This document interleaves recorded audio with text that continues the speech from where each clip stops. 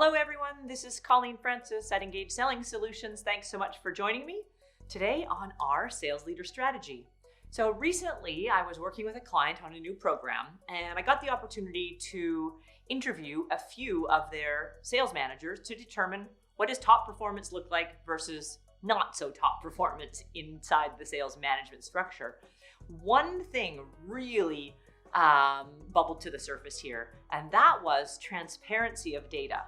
Now, this might sound odd to you, but listen to this. So the manager who was top performer was an excellent coach, and he shared data with his team on a regular basis. The team knew really clearly what their goals were, what their results were to date, how that was tracking towards their goal, whether they were ahead or behind, and what they needed to do about it.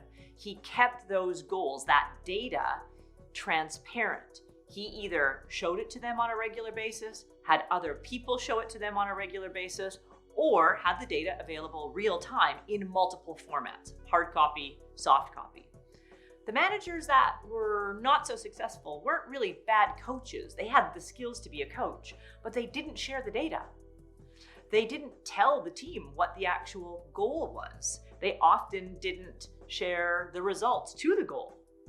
And I got thinking, this is kind of like a coach leading the team by saying, maybe at halftime, you're in the locker room and he's like, well, I don't know if we're ahead or behind, and I'm not really sure what the point of the game is. I don't know what end zone we're actually shooting at, so I just prefer you guys go out there and give it your best. That would be ineffective, right? I think we can all agree that head coach of whatever sports team that you follow would be fired pretty fast. You can't coach blind. And the data is so important.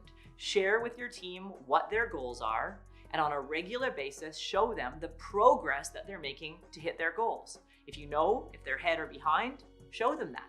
Have an honest conversation about what they need to do about it.